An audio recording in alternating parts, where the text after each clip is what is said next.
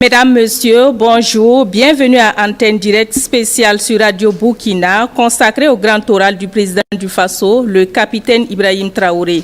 À l'occasion de l'an 2 de la transition, la RTB Radio vous permet d'interagir avec le chef de l'État pendant environ 1 heure d'horloge sur des questions d'actualité, de défense et de lutte contre le terrorisme et d'autres sujets d'intérêt national en direct du palais présidentiel de Koulouba. Comme un capitaine à la barre d'un navire pris dans une tempête, le capitaine Ibrahim Traoré a pris les commandes d'un Burkina Faso confronté à des tempêtes sécuritaires, sociales et économiques. Durant ces 2 années, le président du Faso a dû naviguer à travers les vagues de défis que nous connaissons tous, en gardant le cap vers une souveraineté retrouvée et un avenir de paix et de stabilité. Aujourd'hui, nous faisons escale pour examiner le cap suivi, les obstacles franchis et les horizons qui se dessinent. Monsieur le Président, bonjour. Bonjour, Madame. Merci de vous prêter à cet exercice sur Radio Burkina à travers l'émission Antenne Directe. Avant de recueillir les premières questions des auditeurs, Excellence, c'est la première fois que vous vous exprimez directement devant l'ensemble des Burkinabés à travers les ondes de Radio Burkina. Comment vous sentez-vous à l'idée de partager ce moment de dialogue direct avec les Burkinabés? Merci beaucoup. Bonjour, chers parents, chers frères et sœurs auditeurs de la Radio Burkina. Merci, Madame, pour cette occasion qui nous est encore donnée de pouvoir communier directement avec le peuple. C'est un réel plaisir et c'est aussi un moment pour moi de pouvoir comprendre aujourd'hui, à l'étape où nous sommes, les aspirations actuelles du peuple à travers vos antennes et de pouvoir réajuster notre programme, si on peut le dire ainsi. Donc je dis que c'est un grand moment de plaisir et merci encore pour cette opportunité. Merci, Monsieur le Président, pour ces premiers mots. Nous accueillons Hervé Kaboré qui va nous livrer ses premières questions. Merci, Chantal Nikiema. Excellence, Monsieur le Président. La première question nous vient du secteur 16 de Ouagadougou. Stéphane Kiemtoré veut savoir comment vous avez vécu les multiples tentatives de déstabilisation avec en ligne de mire votre assassinat. Deuxième question, c'est Madame Koné de Bobo Dioulasso. Elle souhaite savoir le sort qui sera réservé aux comploteurs. Et puis ensuite, toujours à Bobo Dioulasso, c'est Daniel Sanou qui demande est-ce qu'un mandat d'arrêt a été lancé contre les déstabilisateurs et leurs complices. Et Eugène Kambiré de Batié dans le Noumiel voudrait savoir ce qui s'est réellement passé à Barsalgo. C'est aussi la question de Suleiman Ouedraogo à Kaya. Dans le centre-nord, Salifou Sanou de Bobo Dioulasso. Et puis la dernière question, c'est Jean Ilboudo de Ouagadougou. Il voudrait avoir votre réaction sur le discours d'orientation politique de feu capitaine Thomas Sankara en pleine célébration des journées nationales d'engagement patriotique et de participation citoyenne. Quelle importance revêt pour vous le DOP quand on constate que son contenu est toujours d'actualité? Merci.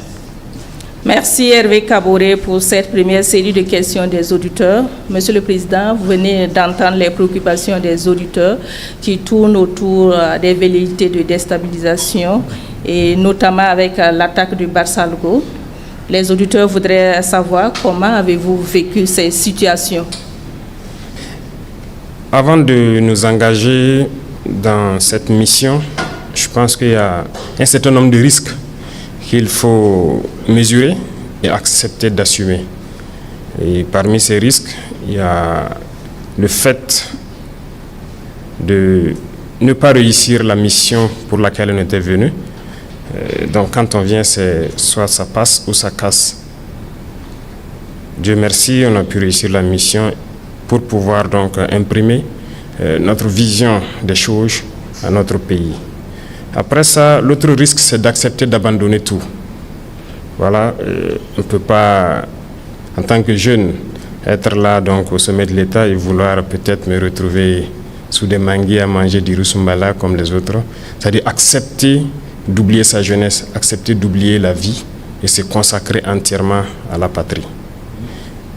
Un des risques, c'est cette situation que nous vivons, la déstabilisation. Parce que si vous voulez redresser la barque d'un tel pays, forcément, vous êtes obligé de sévir.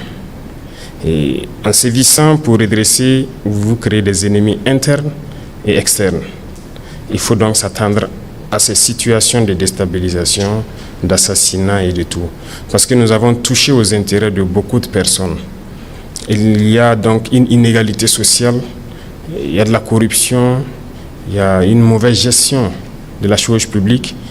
Si nous essayons de vouloir redresser tout ça, forcément on va toucher aux intérêts individuels de certaines personnes. Et ces personnes très souvent sont riches, ont de l'argent, utilisent cela pour manipuler souvent des personnes plus pauvres qu'elles, pour nous les mettre à dos en fait.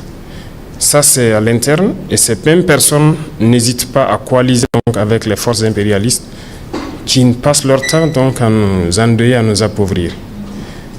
L'autre point, ce sont ces forces extérieures-là. Il y a beaucoup de pays aujourd'hui qu'on a sous le dos et on n'a pas le choix, il faut le faire. Voilà, si nous voulons que notre patrie soit indépendante, si nous voulons notre souveraineté, si nous voulons que les Burkinabés mangent à leur faim, si nous voulons que nos enfants aillent à l'école sans payer un franc, si nous voulons que demain, le paludisme qui est une des maladies les plus répandues au Burkina Faso, que nous puissions soigner notre population sur certains mots à 0 franc, certains rêves que nous avons, mais il va falloir faire beaucoup de concessions, il va falloir empêcher certaines puissances de nous piller et ça crée beaucoup d'ennemis. Donc nous sommes préparés à ces situations, nous les vivons comme normal en fait, ça ne nous ébranle pas, ça ne nous fait pas peur, ça nous donne encore le courage d'avancer parce qu'à travers ces événements nous savons que la ligne directrice que nous avons optée est la meilleure ligne pour notre patrie, pour notre peuple. Donc nous vivons la chose comme ça et les comploteurs, actuellement nous avons passé 2 années à sensibiliser, à parler, à mettre en garde, les gens trouvaient qu'on mettait trop en garde, mais c'était nécessaire pour que les Burkinabés voient d'eux-mêmes jusqu'où certains Burkinabés peuvent aller contre la patrie. Si on s'était mis dès le début à sévir d'une certaine manière, c'est pas évident que vous-même vous allez nous comprendre. Le capitaine Thomas Sankara a été mal compris à un moment donné, peut-être parce qu'ils ont commencé fort, mais il fallait laisser le peuple voir, comprendre ce que c'est que ces comploteurs, communiquer avec le peuple. Et aujourd'hui, je pense que les gens ont beaucoup compris. D'accord. Voilà. L'auditeur de Bobo Dioulasso voudrait savoir quel est le sort réservé à ces comploteurs-là. Comme nous l'avons dit, à partir de cet instant, je ne vais pas rentrer dans les détails. Chacun va assumer. Si quelqu'un entreprend des démarches comme ça, eh bien, il assume toutes les conséquences. Nous n'allons plus conseiller quelqu'un ou mettre en garde encore. Donc, on va revenir sur le cas de Barsalgo. Il y a un auditeur qui voudrait savoir qu'est-ce qui s'est réellement passé à Barsalgo. Barsalgo, je ne vais pas rentrer aussi dans les détails, mais Barsalgo, je pense que j'étais personnellement visé. Parce que Barsalgo et moi, il y a une histoire. Barsalgo et la situation du pays, il y a une histoire. En juillet 2022, vous pourrez peut-être après vous renseigner sur place à Barsalgo. J'ai défié beaucoup d'ordres pour m'interposer pour que Barsalgo ne tombe pas. Et donc j'ai sacrifié beaucoup de choses quand même à Barsalgo. C'est le lieu pour moi de remercier beaucoup de gens qui nous ont soutenus dans notre manœuvre. Et je pense qu'ils ont ciblé Barsalgo parce que ça allait me toucher. Voilà, c'était l'objectif. Je ne vais pas rentrer dans certains détails, mais bon, peut-être qu'un jour nous aurons l'occasion d'en parler. D'accord. Alors, votre réaction sur le discours d'orientation politique du feu capitaine Thomas Sankara, c'est une préoccupation de Jean Ilboudo de Ouagadougou. Oui, c'est vrai. Nous avons d'ailleurs choisi la date du 2 octobre pour le lancement des journées patriotiques, d'engagement patriotique. C'est justement pour corroborer avec le DOP. Parce que ce discours, c'est un référentiel. Et je pense que certains pays loin de notre sous-région ont utilisé ce référentiel pour se développer. Et ils nous le font comprendre parce qu'ils ont puisé beaucoup de choses de ce discours-là. Et c'est d'actualité, nous nous en inspirons et nous adaptons au contexte aussi. Il y a certaines choses en son temps en 83 qui ne peuvent plus se faire aujourd'hui, mais nous l'adaptons au fur et à mesure. Thomas Sankara était trop en avance sur son temps et je pense que tout ça, ça fait qu'il n'a pas été compris parce qu'il voyait des choses que les autres n'avaient pas la possibilité de voir. Sa vision était beaucoup plus en avance. Mais aujourd'hui, on se rend compte qu'on aurait dû, chaque fois ce sont des questions comme ça qu'on se pose, Est-ce qu'on n'aurait pas dû, est-ce que les gens n'auraient pas dû, mais bon, c'est déjà passé, mais je pense que c'est un discours d'actualité. C'est la même vision pour une souveraineté totale de notre pays. Et je pense qu'il faut qu'on s'inscrive dans cette lancée. Je voudrais savoir quel est le moral des troupes avec ces velléités de déstabilisation.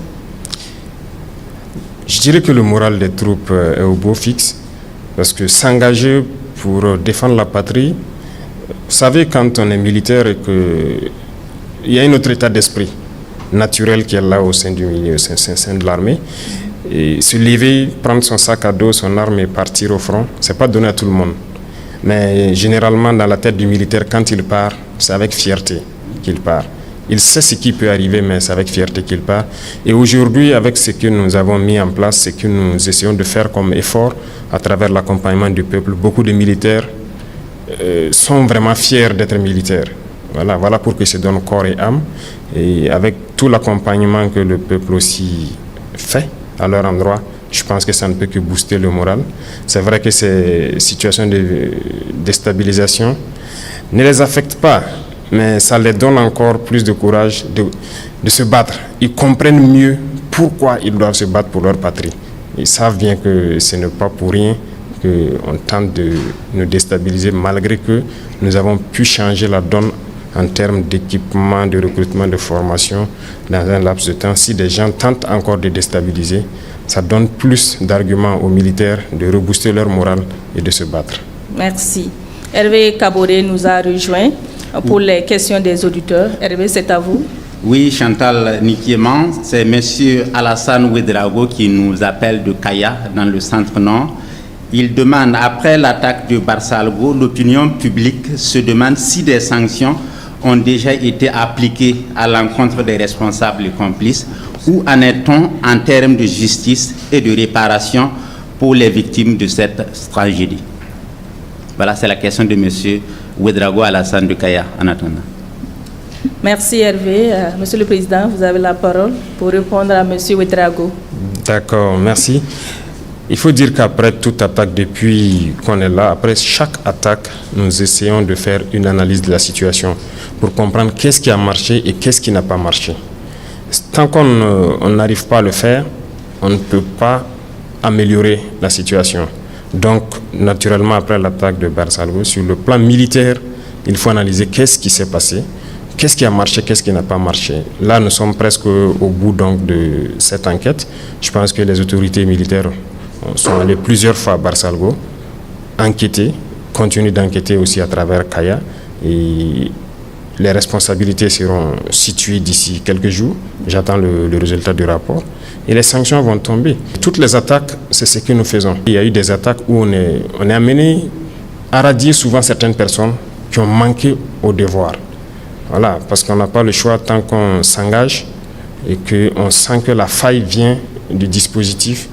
Il faut sévir. Donc nous attendons le rapport final pour agir. S'agissant donc des victimes, c'est naturel, nous avons adopté des lois pour que les enfants de ceux qui auraient perdu la vie dans cette guerre-là, on les récupère comme pupilles de la nation.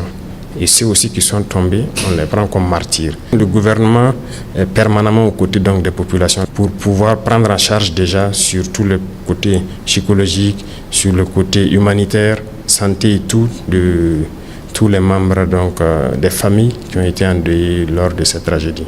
D'accord. Hervé Kaboré a des questions des auditeurs. Il nous rejoint une fois de plus. Oui, Chantal Nikiema, les auditeurs ont encore envoyé des questions d'actualité. C'est M. Thomas Kafando de Zignari. En rapport avec le mois du consommant local, il demande quelles sont les stratégies pour un développement endogène basé sur les produits made in Burkina. Et puis M. Karim Zongo de FADA demande, vous avez des équipes gouvernementales qui rencontrent actuellement les leaders coutumiers. Quelles sont vos attentes? Merci Hervé pour ces deux questions. Monsieur le Président. D'accord, merci beaucoup. Je vois que le mois de consommer local, on l'a lancé et ça nous tient beaucoup à cœur. Si vous remarquez d'abord sur le plan vestimentaire, les premiers actes que nous avons eu à poser on a fait une analyse d'un certain nombre de facteurs. D'abord, il faut promouvoir ce que nos artisans sont en train de mettre en œuvre, c'est-à-dire le Faso d'Anfani, le Koko Donda. C'est ce qui nous a amené à un moment donné de réfléchir sur la question, par exemple, des touches des enseignants qui étaient importés chèrement. Et donc, on a instruit le ministre de changer, par exemple, les touches. Aujourd'hui, c'est fait en Faso d'Anfani. Les dames qui le font, mais il y a beaucoup de dames qui ont rejoint donc l'atelier et ça fait une grosse main-d'œuvre qui est employée. Également, l'instruction a été donnée à ceux de la justice de changer leur touche pour pouvoir s'adapter donc à notre Faso d'Anfani et beaucoup d'autres couches sociales, même dans l'armée. Je pense que si vous avez bien suivi la tenue même du ministre au Conseil des ministres, c'est du Faso d'Anfani en fait. Donc il y a beaucoup de choses qu'on essaie de faire promouvoir ce qui est fait localement. Et dans plusieurs autres domaines, surtout dans les produits transformés. Donc actuellement, nous sommes dans la dynamique de promouvoir tout ce qui arrive à transformer nos matières premières, c'est-à-dire les produits alimentaires, pour que ce soit consommé par les Burkinabés. Ce qui nous a amené d'ailleurs à prendre un décret dernièrement pour instituer le fait que si quelqu'un veut importer un produit, peu importe le produit, tant qu'il y a des Burkinabés qui le fabriquent, il est obligé d'abord de prendre au Burkina, et lorsque maintenant ça ne suffit pas, il peut aller prendre à l'extérieur. Donc c'est un acte fort qu'on a posé pour pouvoir encourager ceux qui produisent localement et que ce soit consommé par les Burkinabés. Donc sur ce volet, je pense que nous sommes dans une bonne dynamique. On ne peut pas dévoiler toute la stratégie à venir parce que comme je l'ai dit, ceux qui ont l'habitude d'importer, ça ne les plaît pas forcément d'appliquer ce que nous voulons. Mais si nous voulons être burkinabés, on est obligé de prendre des mesures. Ça ne va pas plaire à d'autres, mais ça va plaire au grand nombre. Et je pense que c'est ça qui est le plus important. Monsieur Karim Zango voudrait savoir vos attentes concernant vos équipes gouvernementales qui sont sur le terrain. Oui, donc ce sont des sorties qui ont été programmées il y a quand même un peu longtemps. C'est comme les premières sorties qui ont coïncidé avec les événements de Barsalgo, je pense. On avait programmé plusieurs sorties. Donc quand l'événement est arrivé, on a quand même dit aux gens de partir faire le programme. Donc pendant cette période, on arrête le Conseil des ministres pendant une semaine et donc on veut que les ministres aillent auprès des populations, s'enquérir des réalités, voir les réalités de visu et revenir parce qu'un ministre, c'est au niveau de la décision. Et si vous êtes juste à Ouagadougou et que vous n'arrivez pas à comprendre les aspirations profondes du peuple, c'est compliqué. Donc, c'est un programme, ça ne sera pas la première fois, ça ne sera pas la dernière fois. Ils sont allés vers les populations dans toutes les régions pour s'enquérir des vraies réalités, comprendre les difficultés. Et je pense que chaque ministre donc, va réaménager son programme en fonction des besoins réels de nos populations. C'est le même état d'esprit qui nous a amené à aller vers les chefs coutumiers, parce que nous voulons les remettre dans leur rôle. Leur rôle donc de maintenir cette cohésion sociale, l'unité, la paix. Voilà, il faut qu'ils s'affirment, qu'ils arrivent à nous aider à éduquer la jeunesse. Donc ce sont ces messages-là qui sont portés à leur endroit, parce que quoi qu'on dise, ce sont des acteurs clés donc de notre société et nous voulons les remettre dans leur rôle pour qu'ils puissent aider le Burkina Faso à revenir à ces valeurs ancestrales qui sont des valeurs de paix, d'unité, de cohésion. D'accord. Merci pour ces éclairages. Monsieur le Président, l'actualité, la sécurité et la défense sont intimement liées. En attendant de recueillir les préoccupations des auditeurs, il y a maintenant 2 ans que, sous votre impulsion, le Burkina Faso a engagé une guerre totale contre les groupes armés terroristes. Aujourd'hui, quel bilan faites-vous de la reconquête du territoire national? Merci. Nous ne cesserons de parler de la situation donc, du terrain, parce que c'est l'essence même de notre combat. Et comme vous avez pu le constater, je pense que dès qu'on a commencé nos actions, il y a eu un autre visage du terrorisme que les Burkinabés ont découvert. Voilà, donc ça nous a interpellé beaucoup, que ce n'est pas juste du terrorisme. Je pense que l'objectif de ces gens est encore plus grand que ça. La dernière fois, je parlais de guerre de 4e génération. Voilà, ils ont manipulé beaucoup de gens pour les mettre contre leurs frères. Aujourd'hui, vous regardez, tant chez les terroristes que chez nous, ce sont des jeunes qui meurent. Et donc, il faut freiner ça, il faut arrêter ça vite. Et pour le faire, il fallait s'armer de courage, se former, recruter, parce que l'effectif, l'équipement, rien n'était à la hauteur pour pouvoir faire face. Et je me souviens que les terroristes avaient dit que le 31 décembre 2022, ils allaient fêter la fin d'année à Ouagadougou. Et après, quand on fait l'analyse, on se rend compte qu'ils pourraient le faire. Qu'est-ce qui allait les arrêter? Je ne vois pas. Avec leur nombre qu'ils avaient, les cellules dormantes et tout, s'ils s'activaient un jour 20 décembre comme ça, ils pourraient fêter à Ouagadougou, rien ne pourrait les arrêter. À moins qu'on fasse appel encore à ces mêmes puissances qui les ont créées pour venir s'interposer et nous mettre encore dans l'esclavage. Donc, quand on a pris nos responsabilités, vous avez très vite vu qu'on a commencé à recruter, tant sur le volet militaire et aussi au niveau des VDP, pour essayer de contenir la menace. Aujourd'hui, l'armée est beaucoup plus équipée qu'elle ne l'a jamais été, mais nous disons encore ça, ce n'est rien. L'équipement va venir 10 fois, beaucoup de fois plus performant que ce que nous avons. Nous allons continuer à recruter pour avoir une armée forte, parce que l'indépendance, la souveraineté, tant que vous n'avez pas une armée forte, vous ne pouvez pas vous assumer. Donc ça va continuer dans ce sens et nous continuerons de faire face à la menace ainsi. Concernant toujours la lutte contre le terrorisme, certains Burkinabés font le lien entre réconciliation nationale et lutte contre le terrorisme. Est-ce que vous comprenez leur logique, Monsieur le Président? C'est une phrase qui a emballé beaucoup de gens, mais il faut que les gens arrêtent de s'emballer avec ça. Réconciliation nationale, qui est en conflit avec qui? Il faut se poser la question. Nous sommes en conflit avec des bandits armés qui tuent sans distinction. Nous ne voulons pas nous réconcilier avec eux. Si c'est ça que les gens appellent réconciliation, nous ne voulons pas cette réconciliation-là.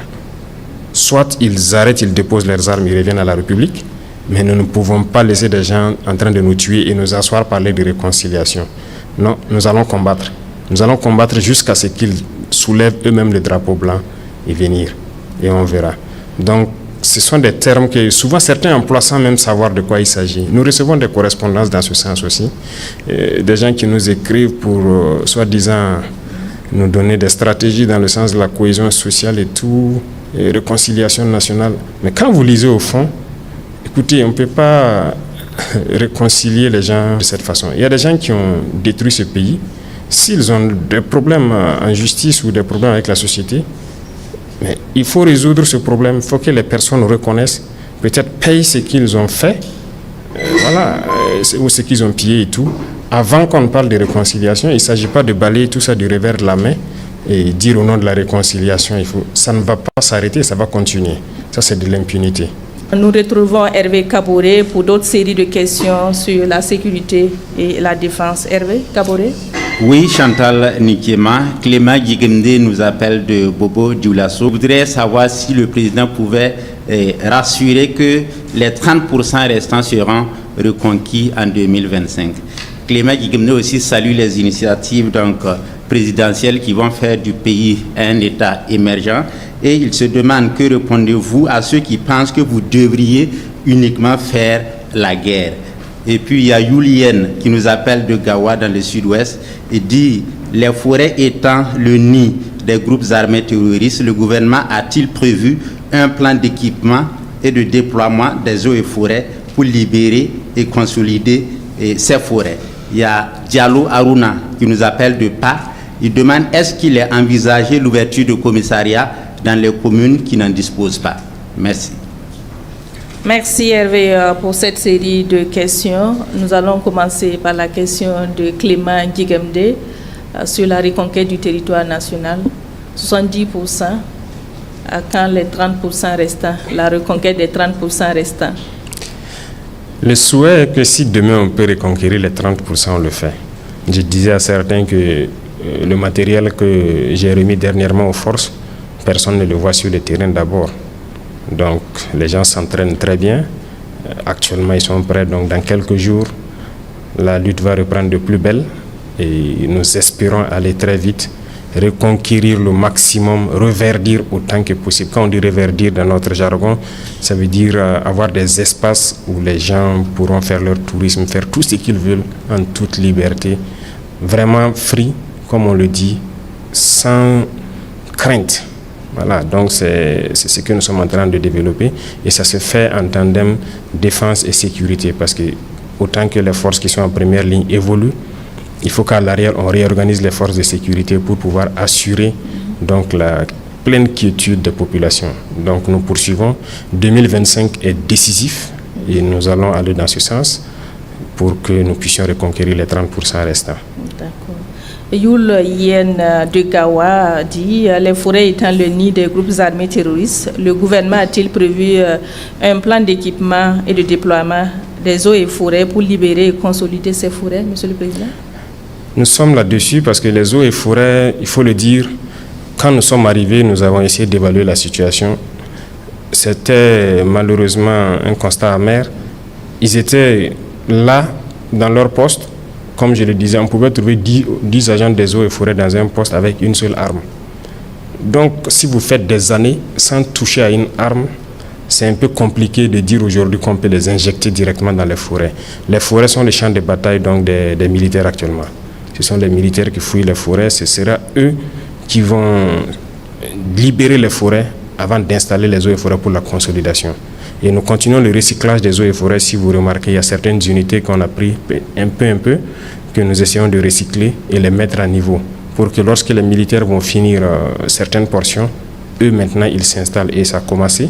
Il y a certaines forêts depuis l'intérieur qui ont été libérées par les militaires et les eaux et forêts qui ont été recyclées se sont réinstallées. Donc nous les avons rééquipés et au fur et à mesure nous continuons donc de faire monter leur puissance de feu pour qu'ils puissent contenir après le passage donc des militaires. D'accord.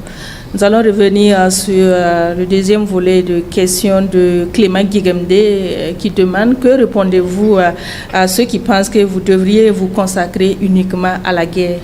On ne peut pas faire la guerre aujourd'hui sans développer. Si vous le faites, c'est que vous faites une erreur. Et je le dis, si on se met uniquement guerre, on va tuer tous les jeunes du Burkina. S'ils n'ont rien à faire, ils vont se faire enrôler soit par ces individus qui viennent de l'extérieur là pour les vendre les fausses illusions, ou bien certains vont se mettre au braquage et tout. Aujourd'hui, dans certaines zones, les braqueurs sont presque confondus aux terroristes. Parce que si vous sortez sur une route et que vous commencez à arrêter des cars, vous tombez sur une patrouille, ils vont combattre. Ils vont vous combattre comme un terroriste. Mais si les jeunes n'ont pas à travailler, ils vont se retrouver à faire quoi? L'oisiveté, on dit, c'est mère de tous les vices. Donc on ne peut pas faire la guerre sans développer. Il faut créer de l'emploi, il faut occuper la jeunesse. Pour que certains qui avaient l'intention d'aller vers donc, des itinéraires pas commodes, qu'ils puissent rester, se concentrer et travailler.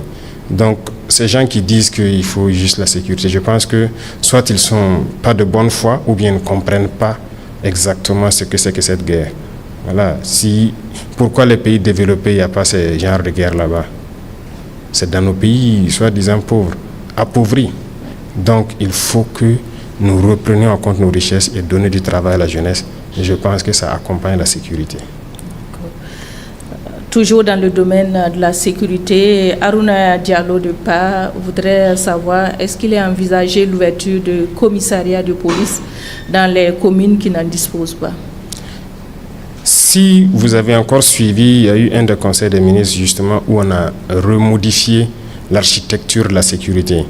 Donc avec la gendarmerie qui va s'occuper de certaines communes rurales et la police qui va se recentrer sur certaines communes urbaines. Donc ce redécoupage a été fait et nous avons donné un délai à ces deux forces pour se réorganiser et s'adapter. Et je pense que ça a commencé déjà dans plusieurs zones. Et les policiers ont commencé à reprendre leur position et les gendarmes aussi vont aller vers ces positions. On a fait le répertoire, il y avait beaucoup de communes où il n'y a pas de commissariat ni de gendarmerie. Et on se retrouve dans certaines communes, certaines villes où les postes sont doublés. Police et gendarmerie sont là ensemble, ils se piétinent et ils n'arrivent pas à faire le travail qu'il faut. Donc c'est partant de ce constat que nous avons décidé de prendre un texte pour situer donc la zone de responsabilité géographique de tout un chacun pour que toutes les communes aient la présence d'une force de sécurité. Donc ça va arriver et le décret là, il y a un délai de mise en œuvre que personne ne doit dépasser et nous suivons ça de très près. D'accord. Merci, Monsieur le Président. Nous restons toujours dans le volet défense et sécurité. Hervé Kaboré nous a rejoint pour une autre série de questions. Hervé Kaboré, à vous la parole. Merci. Mariam Traoré de Orodara nous demande, malgré certains progrès, la situation sécuritaire reste difficile dans certaines régions. Quels sont les principaux obstacles pour la sécurisation du pays? Éloi Soma de Nyangologo demande, que prévoit le gouvernement pour les VDP engagés dont l'âge est avancé et qui ne peuvent pas être recrutés comme certains? Et Sawadgo Bourema, une personne déplacée interne de Madjouari, demande, des ressortissants de la région de l'Est utilisent des numéros du Bénin pour les appels au Burkina. Leur comportement semble suspect. Pourquoi ils ne sont pas interpellés? Et puis Sanou Boubacar de Haut-Bassin à Bobo de Lasso dit, la dénonciation des accords avec la France a marqué un tournant décisif dans la politique étrangère du Burkina. Quel impact cette décision a eu sur notre sécurité et nos alliances internationales? Merci. Merci Hervé Kaboré pour cette série de questions. Monsieur le Président, on commence par la question de Madame Traoré, Mariam Traoré, voilà, sur la sécurisation du pays. Il faut dire que, comme on l'a dit, tout de suite je parlais du terme rendre des espaces complètement verts. Et on peut avoir reconquis des territoires, installer les forces, mais l'ennemi peut toujours faire souvent des incursions. Parce que c'est une guérilla, ça peut arriver.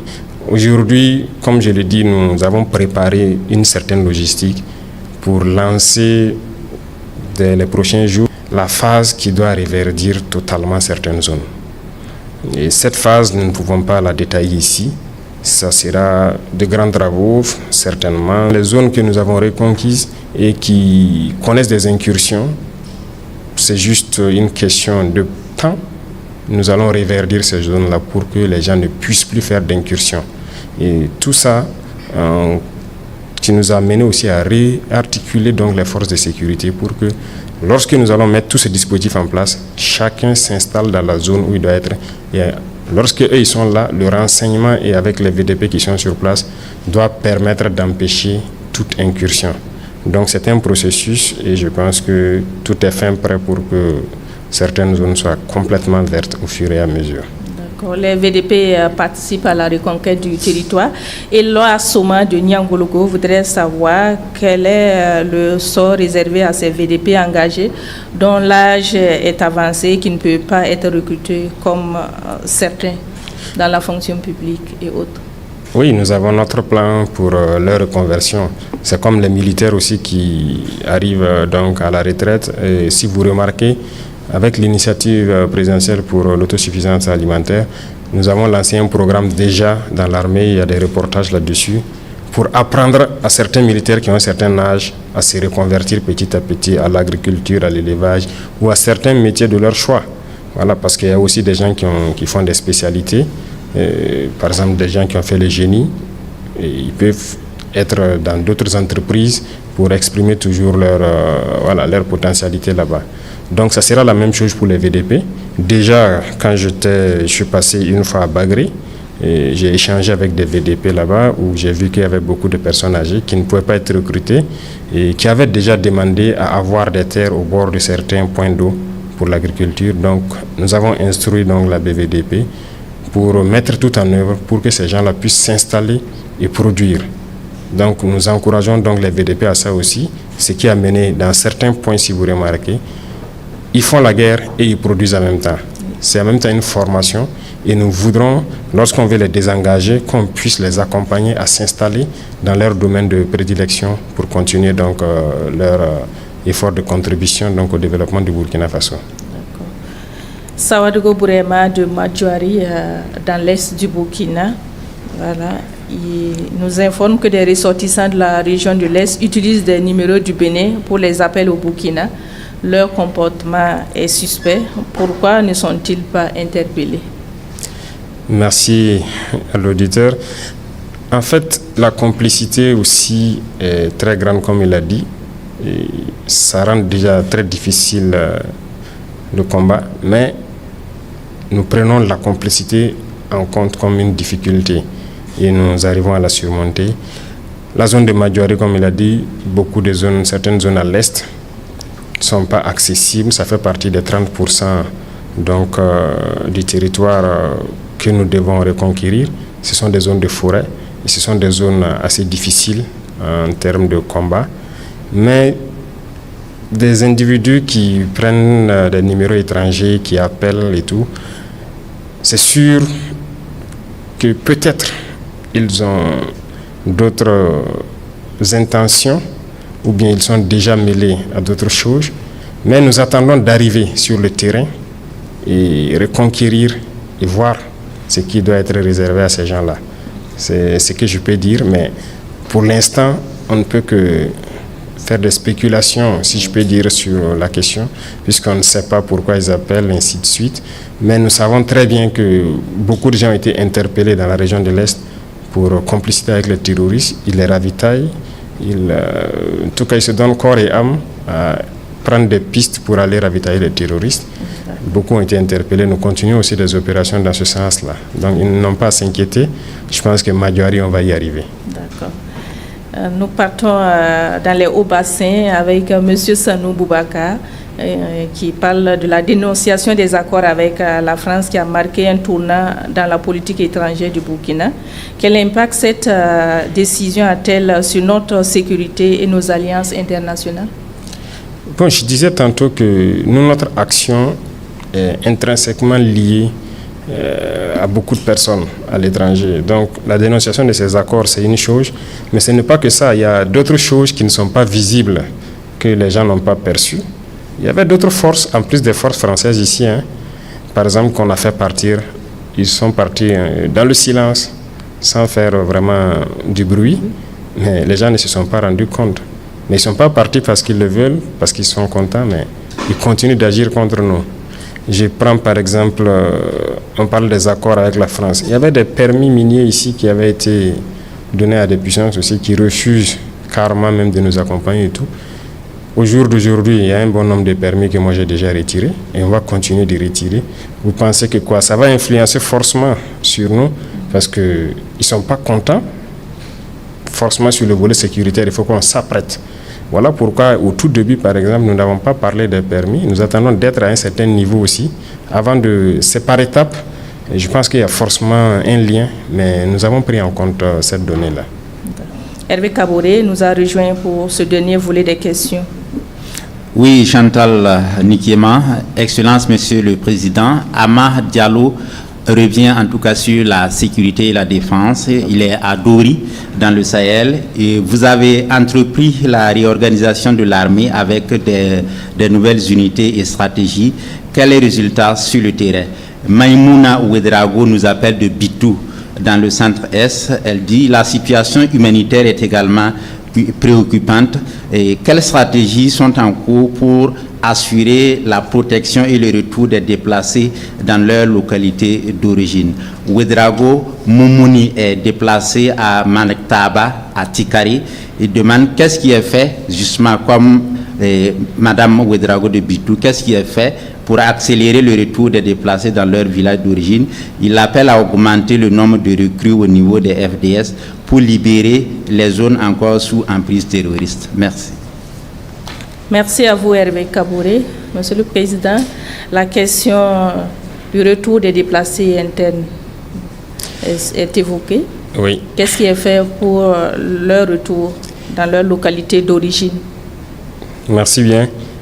Beaucoup de gens déjà ont déjà rejoint, mais il y a aussi des localités, même si on met pied, souvent on dit aux gens de ne pas venir d'abord, d'attendre, parce que chaque localité n'a pas la même vision, ça n'est pas vu sous le même angle par les terroristes. Comme certains aiment le dire, il y a certaines localités qui sont stratégiques géographiquement dans cette guerre. Donc il y a des zones où peut-être les forces ont reconquis il y a peut-être quelques mois, mais ils n'ont pas permis à ce que les populations reviennent. Il y a un travail qu'ils font. Après, ils reviennent vers l'arrière et disent aux populations de les suivre pour les installer maintenant. Donc, ceux qui se sont déjà installés ont pu passer donc, la saison sans problème. plus ou moins en sécurité. Il y a des zones qu'on va réinstaller à la sortie de la saison. Et on sait que c'est suivi donc de situations humanitaires forcément s'ils n'ont pas pu cultiver, mais des mesures sont prises pour pouvoir les accompagner jusqu'à la saison prochaine. Et pourquoi pas, si on peut faire certaines choses avant la saison, notamment des fourrages et autres, pour les permettre d'avoir de l'activité, tout est pris en compte. Et je pense que le ministère de l'Action humanitaire fait le point permanemment chaque semaine qu'elle m'envoie sur ceux qui se sont retournés, quelle prise en charge, ceux qui doivent se retourner, qu'est-ce qui est prévu pour leur prise en charge. Il y a des moments où je peux intervenir et réajuster certaines choses en fonction des différentes zones. Et je vois qu'il y a une dame qui a parlé de Bitou. Bitou, par exemple, bon, les gens sont là. Je ne sais pas s'il y a un déplacé de Bitou qui est ailleurs, mais il y a certains villages, peut-être dans le centre-est, qui restent à être installés, mais il y a un travail qu'il faut faire autour de certaines forêts avant de les permettre de s'installer. Certes, les forces sont là, les VDP sont là, mais on les a dit de ne pas s'installer pour l'instant parce qu'on n'a pas terminé le travail. D'accord. Vous l'avez déjà souligné, le nombre de recrues. Moumouni Ouedraogo, c'est un PDI. Lui vous appelle encore à augmenter le nombre de recrues de FDS pour libérer les zones encore sous emprise terroriste. Oui, nous sommes en train de recruter. Sur les 2 années, je pense qu'on est à plus de 30 000 personnes recrutées presque dans l'armée seulement. Et les autres forces aussi ont recruté.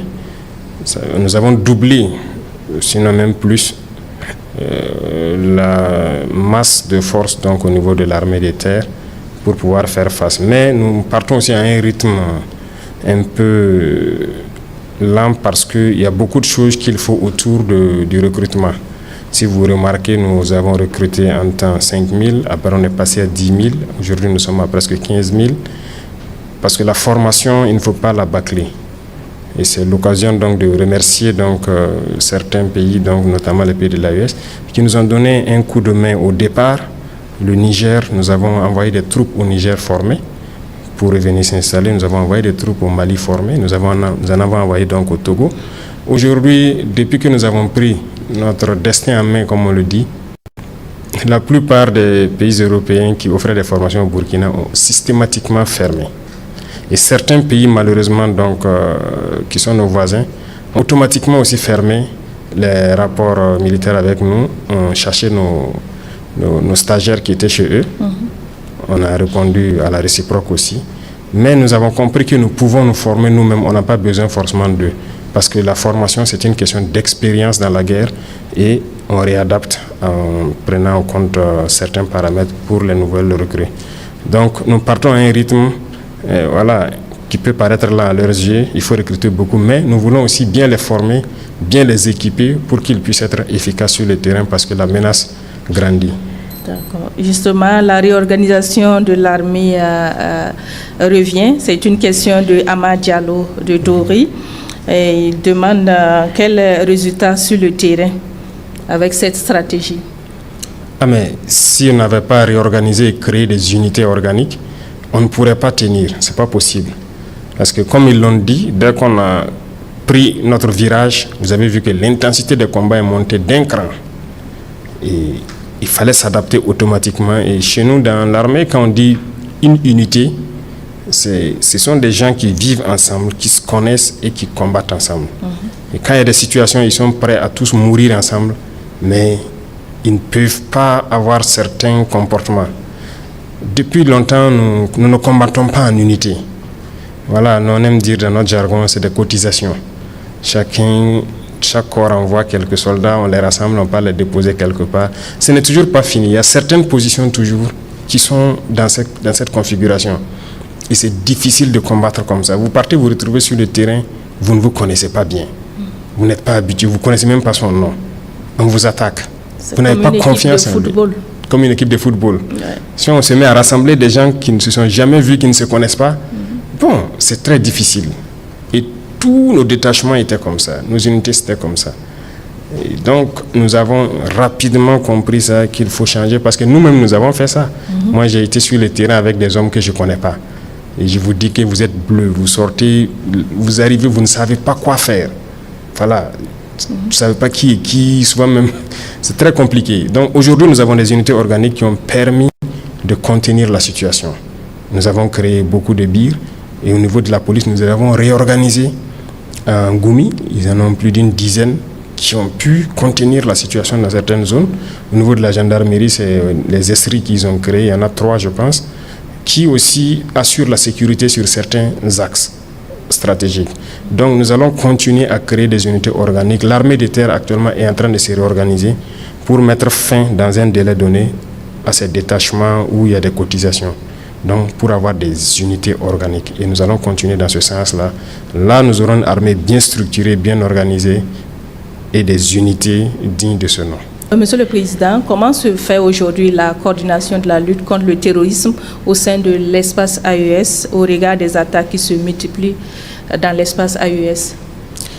Oui, la coordination se passe très bien. Et comme vous l'avez dit, les attaques qui se multiplient, l'AES est une cible.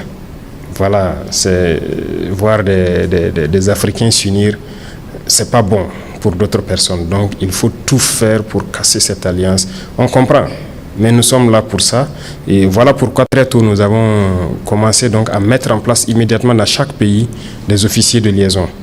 Voilà, donc il y a des Burkinabés au Mali et au Niger qui participent donc au centre des opérations. Il y a des Maliens, des Nigériens au Burkina, ainsi de suite. Donc dans chaque pays, il y a des équipes d'officiers qui ont été dépêchés pour faire office de liaison, pour coordonner au niveau des centres des opérations tout ce qui se fait en interarmes. Je vous ai parlé tantôt de la formation. On a fait beaucoup de formations ensemble. Et si vous vous souvenez, dès le départ, il y a des gens qui ont signalé entre-temps des forces spéciales guinéennes qui étaient ici. Ils sont venus nous aider à former. Et dans l'AES, on a eu beaucoup de formations ensemble. Vous avez dû voir des rumeurs qui ont circulé des forces burkinabées à l'aéroport de Niamey, ainsi de suite. On a fait de l'entraînement ensemble, mais on fait aussi du combat ensemble. Chaque semaine que Dieu fait, vous allez trouver des unités burkinabées et nigériennes ensemble en train de manœuvrer. Donc la coordination, on peut dire actuellement, est plus que parfaite. Que ce soit dans les moyens terrestres ou donc au niveau des vecteurs aériens, nous arrivons à très bien coordonner, à nous appuyer mutuellement tant qu'on peut. Donc actuellement, c'est la force sahélienne qui est en gestation, ce que vous appelez force conjointe. Donc il y aura l'état-major unique qui sera donc mis en place avec une très grande force pour pouvoir agir dans tout l'espace. Et c'est quelque chose qui peut prendre peut-être quelques mois, mais nous sommes là-dessus. Nous retrouvons une fois de plus Hervé Kaboré pour d'autres sujets d'intérêt pour la nation. Hervé Kaboré. Merci Chantal Nikema. Excellence, Monsieur le Président. Jean-Parc Belga, étudiant à Bobo-Dioulasso, souhaite qu'on relève l'âge de recrutement dans l'armée pour permettre à beaucoup de personnes de participer à la lutte contre le terrorisme. Et Issa Yamego, également à Bobo-Dioulasso, dit la mobilisation des ressources pour l'effort de paix est insuffisante au regard des défis sécuritaires. Comment combler le gap?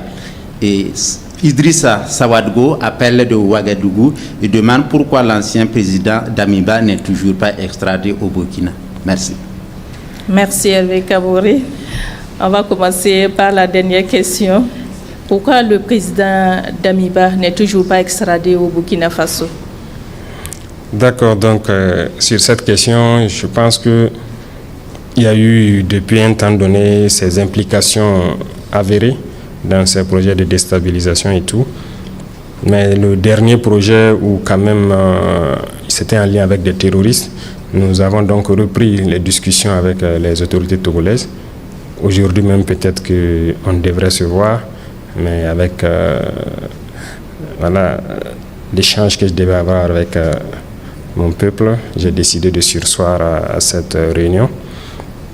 Nous sommes là-dessus parce que, en toute honnêteté, nous n'avons pas voulu, aux premières heures, nous comporter de manière désagréable avec un ancien président. Quoi qu'on dise, c'est un ancien président. Donc j'avais des autorités togolaises, il peut rester là-bas, aucun problème. Et nous communiquons très bien de tout ce qui se passe avec les autorités togolaises. Et vraiment, il n'y a pas de souci sur ce volet. Dès qu'il y avait certaines visites, ils nous disaient s'ils veulent mener certaines actions, ils nous avertissaient en fait. Et actuellement, je pense qu'eux aussi doivent être choqués et surpris. de découvrir ce qu'il y a. Nous sommes parlé déjà au téléphone, mais on ne peut pas parler au téléphone de sujets assez sensibles. Nous devons nous voir physiquement pour parler d'un certain nombre de sujets et une fois qu'on le fera, donc, vous serez donc situé sur cette question. Donc vous rassurez l'opinion publique et très prochainement il sera extradé au Burkina? Je ne rassure pas, j'espère. D'accord. Voilà. Si je dis je rassure, j'aurais peut-être menti si ce n'est pas fait. Je préfère vous dire que j'espère. D'accord. On va répondre à la question de M. Pac Belga-Jean qui souhaite qu'on relève l'âge de recrutement des FDS pour permettre à beaucoup de personnes de participer à la lutte contre le terrorisme. Je pense qu'on a déjà relevé. Si on doit relever trop, ils n'auront pas trop de temps d'activité. L'année passée, quand nous sommes passés à Fada, à l'université, des étudiants ont exprimé justement ça. On venait de lancer le concours de la gendarmerie, je pense. Immédiatement, j'ai instruit de relever, de reprendre le communiqué et relever donc l'âge de 2 ans, je pense. Ça a été fait. Et actuellement, cette année, nous sommes allés jusqu'à 35 ans. 34 ou 35 ans pour les soldats.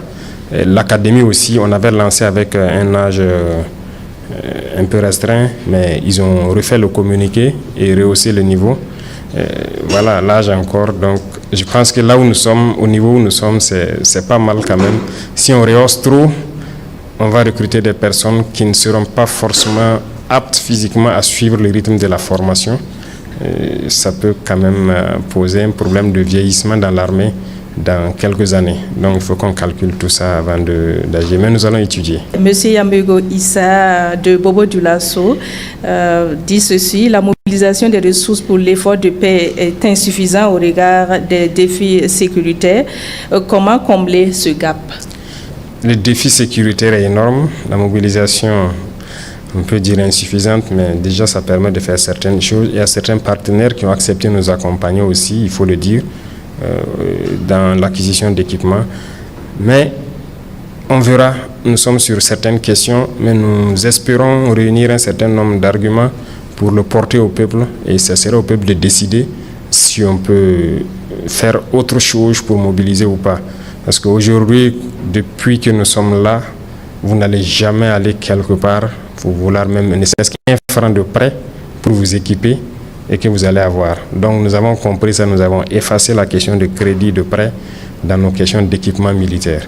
Et donc c'est le peuple qui contribue et nous essayons de faire ce que nous pouvons faire avec. Mais d'ici là, nous attendons certains équipements. Lorsqu'on va lancer la bataille, s'il y a nécessité d'accroître le rythme de la mobilisation, nous porterons les arguments donc à la connaissance du peuple et le peuple décidera de ce qui va se faire. Hervé Kabouré nous a rejoint pour des questions des auditeurs. Nous vous écoutons.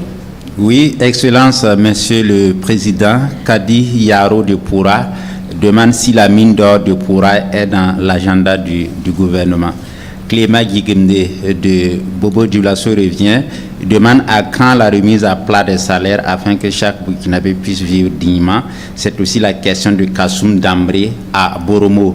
Il demande aussi quelles sont les mesures prises pour rendre la libre circulation dans l'espace AES sans raquette.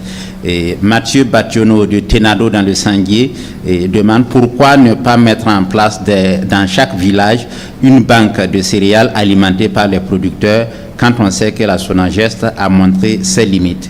Moumouni Sawadego nous appelle de Lumbila et demande quelle est la suite à réserver au projet de désenclavement du lac Bam.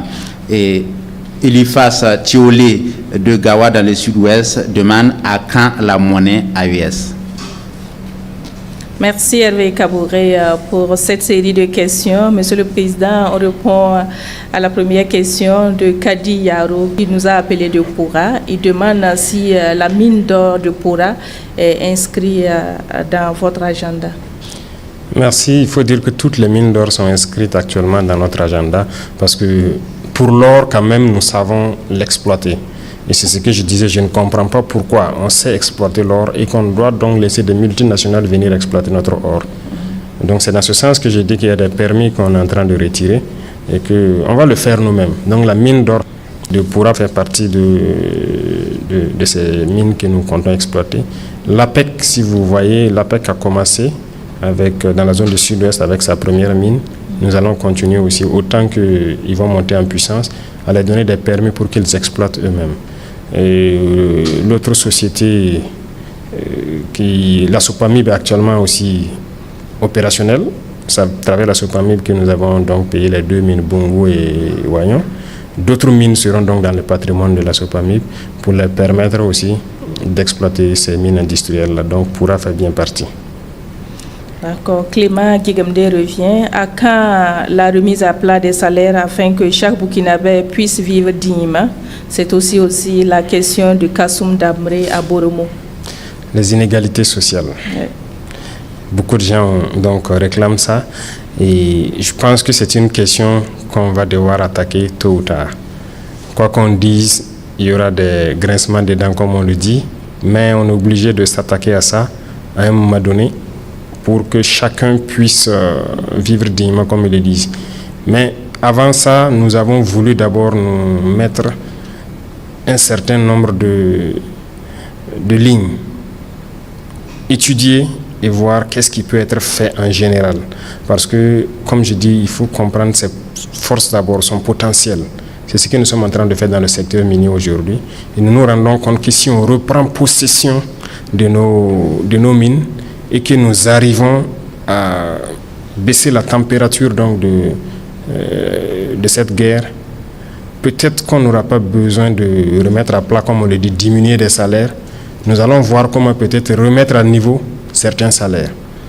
Mais pour l'instant, nous continuons d'observer la situation et nous espérons au cours de l'année 2025 faire une évaluation de nos dépenses militaires.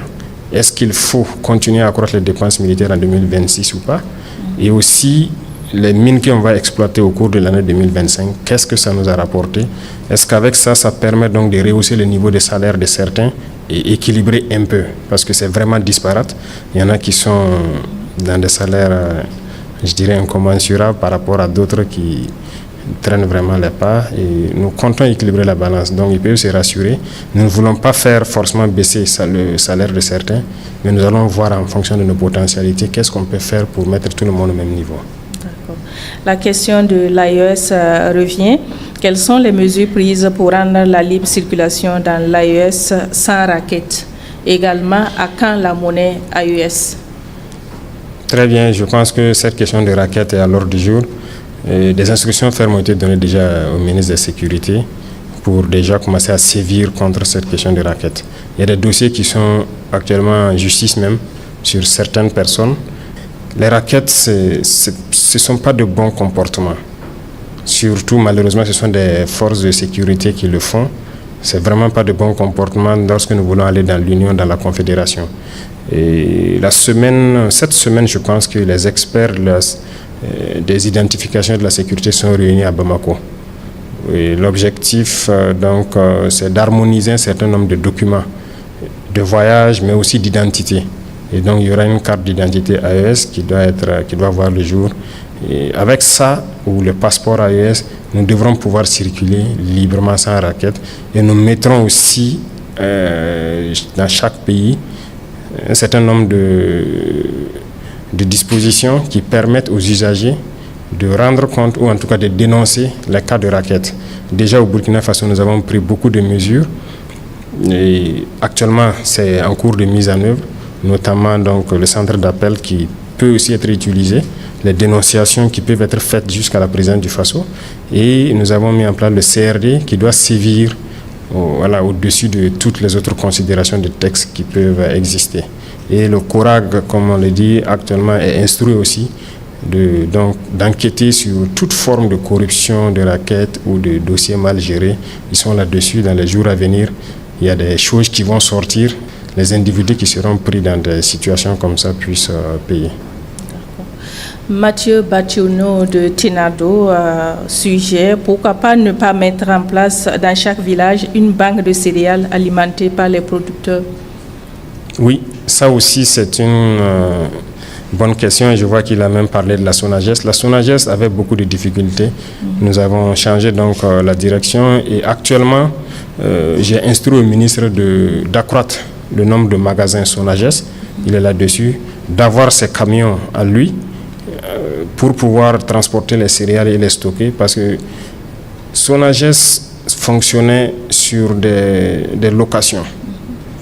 On ne peut pas louer des magasins, louer des camions et vouloir être efficace. C'est compliqué. Et c'était un circuit, ça ne permettait pas d'être efficace. Donc voilà pourquoi actuellement ils ont entrepris de construire des entrepôts dans certaines zones et d'acquérir leurs propres camions pour pouvoir rapidement desservir. Il y a aussi l'APEC qui est sur la question, comme ce qu'ils appellent banque de céréales. En fait, ils sont en train de créer, donc ils ont ciblé déjà les premières zones. Je ne sais pas si les marchés sont déjà lancés ou pas. C'est pour justement avoir des centrales d'achat qu'on peut assimiler à des banques de céréales, où les paysans vont venir donc vendre leurs céréales et ça pourrait être revendu à partir de là-bas et de façon très contrôlée. Parce qu'aujourd'hui, la spéculation est tellement forte que quand les gens partent au bord champ, ils imposent aux producteurs le prix qu'ils veulent. Ils sont obligés souvent de céder certaines céréales et ils reviennent augmenter les prix hors de contrôle et le revendent. Donc le producteur même se retrouve finalement sans rien au bout de plusieurs mois de labeur, de dur labeur. Donc nous avons pris ça en compte et l'APEC va aussi se mettre là-dessus pour créer dans plusieurs communes ces centrales d'achat-là et qui doit permettre de soulager beaucoup la population. D'accord. Toujours dans le volet sécurité alimentaire, Moumouni Sawadgo de Lumbila demande quelle est la suite réservée au projet de désenclavement du lac Bam. Le ministre a été là-bas, je pense qu'il n'y a pas trop longtemps. Le ministre de l'Agriculture, il y a été. Il est venu me faire le point de situation et nous sommes là-dessus. Actuellement, il y a aussi les volets sécuritaires qui étaient aussi un facteur limitant. Je peux vous assurer qu'autour du lac, beaucoup de choses sont en train d'être faites. Et je pense que ceux qui sont sur le terrain là-bas à Kaya ou autour doivent pouvoir percevoir ces choses-là. On ne va pas tout dévoiler ici, mais nous sommes là-dessus parce qu'il faut réaménager le lac, pouvoir le rendre plus viable et que ça profite à beaucoup de personnes. Donc le projet est en cours. Le ministère, en tout cas, est à pied d'œuvre pour que ça puisse voir rapidement le jour. Merci pour ces éléments de réponse.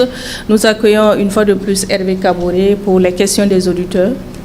Merci Chantal Nikéma, Excellence, Monsieur le Président. Alassane Léné à Lankwe, dans la boucle du monde, demande pourquoi ne prend-on pas en charge tous les cancers à Bogodougou. Et Madame Sarata Dakouré aussi souhaite que vous soyez très regardant sur l'initiative de prise en charge des cancers. Yulien Agawa demande que prévoit le gouvernement pour résoudre le problème sur la RN1 au niveau du pont de Eredougou qui connaît des débordements d'inondations chaque année. Et Damré Kassoum à Borombo demande quelle solution pour réduire le nombre de demandeurs d'emploi dans la fonction publique. Merci. Merci Hervé Kaboré. La première préoccupation d'un auditeur, pourquoi ne prend pas en charge du moins tous les cancers au CHU Bogodougou? D'accord, je vais revenir une fois de plus sur certains paramètres. Nous avons un programme, nous avons des objectifs. Et comme je disais sur le volet de l'éducation, l'objectif est que l'éducation soit gratuite au Burkina Faso. Nous ne pouvons pas dire exactement combien de temps ça va prendre. Comme je dis, on évalue nos potentiels, on essaie de faire certaines choses nous-mêmes et nous espérons pouvoir y arriver. La santé, c'est la même chose. Il y a certains mots que nous essayons donc de prendre en charge déjà. Et si vous voyez dernièrement les cliniques mobiles, avant pour des cancers de sein, pour aller faire une mammographie et tout, les femmes déboursaient beaucoup d'argent, c'est même pas accessible à tout le monde. Aujourd'hui, on peut rendre grâce à Dieu, dans beaucoup de régions, c'est gratuit. Le centre donc qui traite les cancers, c'est le seul qui est là actuellement. Le deuxième est en train d'être achevé à Bobo. Donc la capacité d'accueil déjà ne permet pas à tout le monde de pouvoir venir. Secondo, on évalue. Avant, c'était fermé. Nous sommes venus et on a réouvert le centre, le remettre en état, ça fonctionne. Mais si on dit qu'on peut prendre tous les cancers gratuits, ça serait du mensonge, on ne pourra pas. pour l'instant, on ne pourra pas. Voilà pourquoi nous avons choisi le cancer des enfants de moins de 15 ans, donc le cancer donc, des femmes col de l'utérus, le cancer du sein et le cancer de prostate. Mais pour l'instant, on ne peut pas prendre tous les cancers en compte. Si on le dit, les gens vont affluer, le service ne pourra pas être fait. On va encore dire que nous avons pris des mesures et que nous ne pouvons pas faire accompagner. Donc voilà pourquoi nous allons étape par étape, au fur et à mesure, voilà, beaucoup de choses peuvent être très bien au Burkina Faso. Julien revient avec une question de sécurité. Que prévoit le gouvernement pour résoudre le problème sur la RN numéro 1 au niveau du pont RN-Dougou? Et là où ça déborde chaque année, je pense qu'on est très interpellé cette année. L'année passée, ça a eu lieu, on a vu. Cette année, c'est quand même pendant de longues périodes où la route est restée bloquée. Le conseil des ministres passé, j'ai dit au ministre de l'Agriculture à travers l'ONBA, de passer donc, dès que les eaux vont baisser, et de nous faire une proposition. Nous avons envie de faire un très grand barrage, assez profond, en remontant vers Ouri. C'est les instructions que je l'ai données, pour qu'on ait une grosse retenue d'eau là-bas, avec une très grande digue. Et à ce niveau, j'ai dit de voir comment est-ce que, avec la nouvelle digue déjà, la voie même peut être une double voie. Parce que c'est une opportunité naturelle, où l'eau est stockée. On me parlait des possibilités donc, de réticence des populations installées dans la zone. J'ai dit, mais il faut aller communiquer avec eux et les faire comprendre que c'est pour leur propre bien. Si on a 1 milliard de mètres cubes de retenue là-bas, ça ne va profiter qu'aux populations autour. Donc, on est là-dessus, on attend juste que le niveau des eaux baisse et ils vont lancer les études, concertation avec la population et voir comment on peut rapidement, à travers l'ONBA, faire un très grand barrage là-bas. Dambré Kassoum de Boromo demande quelle solution pour réduire le nombre de demandeurs d'emploi dans la fonction publique? Quelle solution? C'est ce que nous sommes en train de faire pour promouvoir d'autres types d'emplois. Lorsque nous encourageons la création des PME, les fonds, nous avons essayé de fusionner tout pour créer donc un fonds unique qui doit permettre de soutenir efficacement. Le FBDS, nous l'avons ravivé pour que les jeunes puissent entreprendre. Ça, c'est une chose. Deuxième chose, nous sommes en train de miser sur les activités de production, l'agriculture, l'élevage, parce qu'on importe beaucoup. Et on veut que les gens repartent vers la terre et qu'on les accompagne. Aujourd'hui, si vous voyez dans la plupart des zones où il y a des grands barrages, beaucoup de jeunes se sont mis à la pisciculture en cage flottante. J'ai vu les images à Bobo, à Samandeni. C'est carrément une industrie qui s'est mise en marche. Au sud-est, ça a commencé, et dans la zone de Swam, vers Koudougou. Donc, nous voulons ramener les jeunes beaucoup plus à la production, au lieu qu'on importe. Donc, il y a assez d'emplois qu'il faut créer à travers la production agricole. Je pense que c'est quelque chose qui n'était pas valorisé avant, mais nous sommes en train de tout faire pour que les jeunes reviennent à ces fondamentaux-là. Voilà, nous allons recueillir les dernières préoccupations des auditeurs avec vous, Hervé Kaboré. Excellence, Monsieur le Président, Awa Koulibaly de Bekoui, dans la Boucle du Monde, dit plusieurs projets structurants ont été annoncés, notamment Faso Rail, l'Agence nationale de l'énergie nucléaire du Burkina et bien d'autres. Pouvez-vous nous donner les détails sur l'avancement de ces projets? Nikiema Emmanuel de Gogo, dans le centre-sud, demande les vivres coûtent cher. Qu'est-ce qui est fait pour réduire le prix et soulager les populations? Angéline Yago de Léo demande le projet de loi sur le changement de devise a été retiré de l'ALT. Qu'est-ce qui empêche le déroulement du processus? Marc Bago, c'est un étudiant en géographie à Koukouldi. Il demande à quand la fin de la corruption au Burkina? Merci. Merci Hervé pour ces questions. Monsieur le Président, nous recevons de nombreuses questions des auditeurs. Awa Koulibaly de Bekoui voudrait avoir les détails des projets tels que Faso Rail. Oui, il y a beaucoup de projets qui sont initiés, il y a beaucoup de projets encore qui restent à venir. Faso Rail, c'est parti d'un constat.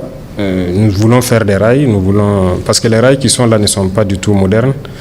Voilà pourquoi vous avez des vieilles locomotives. Ce ne sont pas des rails aux normes internationales actuellement, en réalité. Donc nous voulons avoir des rails aux normes pour avoir des trains modernes.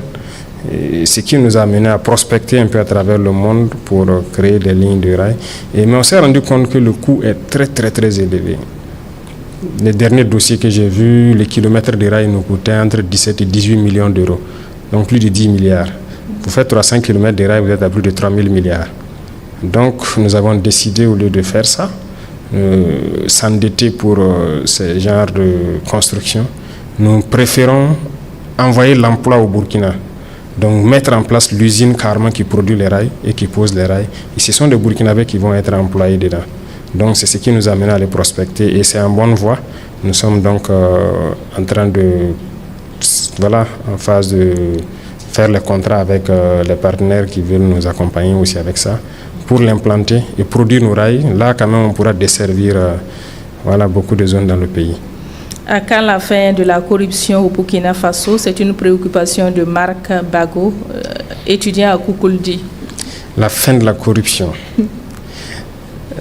Si on dit que la corruption peut finir totalement, ce serait mentir. Mais nous travaillons à diminuer de manière drastique la corruption. Si on n'avait pas déjà atteint un certain niveau, on ne pourrait pas s'en sortir. Beaucoup de gens ont déjà dit depuis le début qu'on ne peut pas payer les salaires, on ne pourra pas faire ci, on ne pourra pas faire ça. Mais nous sommes là, on paye les salaires, il n'y a pas de ressources supplémentaires, il n'y a rien. Ça veut dire que la gestion a changé et nous allons continuer à serrer, à sévir. Et comme je disais, le CORAC bientôt va sortir des dossiers. Il y a des très gros dossiers de corruption. Et lorsqu'on va se mettre dans ces poursuites-là, je pense que ça va faire baisser un peu la température de la corruption. Angeline Yago de Léo dit ceci: les projets de loi incluant le changement de devise a été retiré de l'ALT. Qu'est-ce qui empêche le déroulement du processus? Retiré? Non, ça n'a pas été retiré. Il y a juste un paramètre que nous avons ajouté. Le conseil passé, je ne sais pas si le rapport a fait cas de ça, mais au journal officiel, ils pourront voir. C'est juste un ajout que nous avons apporté, donc c'est reparti à l'ALT. Immédiatement le soir du conseil passé, je pense qu'ils vont se repencher là-dessus. Sinon, ça n'a pas été retiré, ça se poursuit. D'accord. Chers auditeurs de Radio Burkina, nous avons reçu beaucoup de questions et malgré le rallongement de 30 minutes, toutes les questions n'ont pas pu être posées, mais rassurez-vous, elles seront reversées au président du Faso. Monsieur le Président, avant de conclure, je souhaiterais vous inviter à adresser un mot à l'ensemble de nos auditeurs et aux travailleurs de Radio Burkina à l'approche du 65e anniversaire de cette radio, le 25 octobre prochain, une date symbolique pour ce média de service public, toujours proche des populations et engagé à les informer avec rigueur et professionnalisme. Merci. Pour commencer donc par Radio Burkina, je souhaiterais donc vous dire merci. Merci pour tout le travail abattu durant toutes ces années et ce travail que vous faites actuellement dans ce contexte de crise pour toucher les populations au fin fond de nos villages, parce que la radio aujourd'hui est un instrument d'information, de sensibilisation. Donc félicitations à tout le personnel et joyeux anniversaire à l'avance. Nous espérons donc que vous puissiez continuer à éduquer notre population également et nous mettrons tout en œuvre pour faire donc améliorer vos conditions de travail et vous accompagner dans votre tâche. Et quant au peuple des hommes intègres, mon peuple, je souhaiterais donc réitérer une fois de plus mes félicitations, mes encouragements à tous ceux qui se battent pour notre patrie, qu'ils soient FDS, VDP ou civils, parce que chacun à partir de sa position se bat. Les épreuves sont dures, il y a beaucoup d'événements qui se passent. Se présenter les condoléances, c'est à nous-mêmes, parce que nous sommes tous frères et sœurs. Lorsqu'il y a un décès, ça nous affecte tous. Donc, je profite donc du micro pour présenter les condoléances à tous ceux qui ont perdu des êtres chers et aussi souhaiter prompt rétablissement à tous ceux donc, qui sont actuellement blessés par l'effet du terrorisme et surtout au FDS et au VDP de maintenir ce cap, beaucoup de courage et que Dieu les protège dans leur combat, que Dieu donc protège toutes ces populations résilientes qui se battent jour et nuit aux côtés donc, de nos forces pour pouvoir maintenir le Burkina Faso debout. Amen. Merci à tous. Amen. Merci. Excellence, pour conclure, nous avons reçu des questions et des contributions d'auditeurs de toutes les régions du Burkina, des locuteurs de plusieurs langues nationales. Les auditeurs souhaiteraient entendre votre mot de fin dans l'une des langues nationales. D'accord, merci beaucoup. J'aurais dû peut-être répondre à certaines questions donc, en langue nationale. Même si mon Djoula ou mon Moré n'est pas peut-être soutenu comme on le dit, j'ai repris les cours avec le MENA-PLN pour bien apprendre le vrai Djoula, le vrai Moré. En tout cas, Aounichi, Abenichi, Yan Baraji, Aminyana la Fedron, Alaka Beka la Nino Sabati, Alaka Ke Burkina, Amini Burkina, Here Mba Nini Burkina, Alaka Nan Here, Alaka Shini Kene de Bema, Alaka Hamina Ko Benoya. Je veux dire, Sambisi, Mampou Rayam Fan Barka, Bark Winare, Una Kiti Bebarawa, Una Kao Bebarawa, Una Kiti Burkina, Wala Thompson Date. Donc pour merci pour le soutien à tous. Merci. Nous arrivons ainsi au terme de cette émission spéciale Antenne Directe. Merci au président du Faso, le capitaine Ibrahim Traoré, pour avoir pris le temps de répondre aux différentes questions et préoccupations soulevées au cours de cette émission. À l'issue de ces 2 ans de transition, le navire Burkina Faso continue de naviguer dans des eaux tumultueuses, certes, mais avec une direction affirmée. Si l'océan reste imprévisible, le capitaine Ibrahim Traoré et son équipage sont résolus à garder le cap, déterminés à conduire le pays vers des rivages plus sûrs.